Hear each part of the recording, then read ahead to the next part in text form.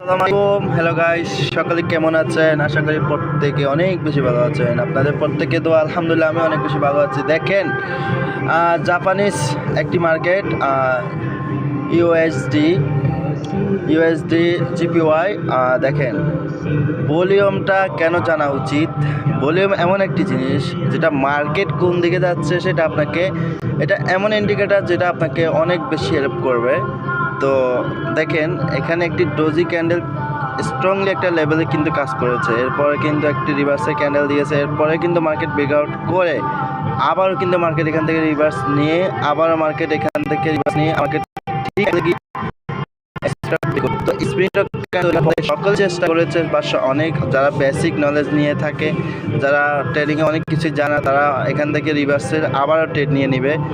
কিন্তু ভলিউম যাবে, আমি কিন্তু দেখতেছি এখানে ভলিউমে বলতেছে মার্কেট কন্টিনিউ করবে, ভ্যালুয়েশন অ্যানামুলি হয়নি এখানে।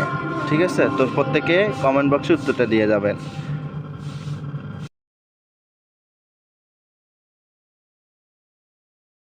আসসালামাইকুম, হ্যালো গাইস, সকলে কেমন আছেন? আসসালামাইকুম, হ্যালো গাইস, সকলে কেমন আছেন? আশা করি প্রত্যেকে অনেক বেশি ভালো আছেন। আপনাদের প্রত্যেকে তো আলহামদুলিল্লাহ আমি অনেক বেশি ভালো আছি। দেখেন, জাপানিজ একটি মার্কেট,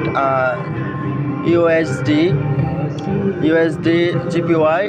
দেখেন, ভলিউমটা কেন জানা উচিত?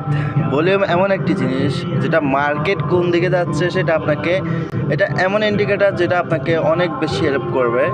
তো দেখেন, এখানে একটি ডোজি ক্যান্ডেল স্ট্রংলি একটা লেভেলে কিন্তু কাজ করেছে, এরপরে কিন্তু একটি রিভার্সের ক্যান্ডেল দিয়েছে, এরপরে কিন্তু মার্কেট ব্রেকআউট করে আবারও কিন্তু মার্কেট এখান থেকে রিভার্স নিয়ে, আবারও মার্কেট এখান থেকে রিভার্স নিয়ে মার্কেট ঠিক তো স্প্রিন্ট সকল চেষ্টা করেছে, বা অনেক যারা বেসিক নলেজ নিয়ে থাকে, যারা ট্রেডিংয়ে অনেক কিছু জানা, তারা এখান থেকে রিভার্সের আবারও ট্রেড নিয়ে নিবে।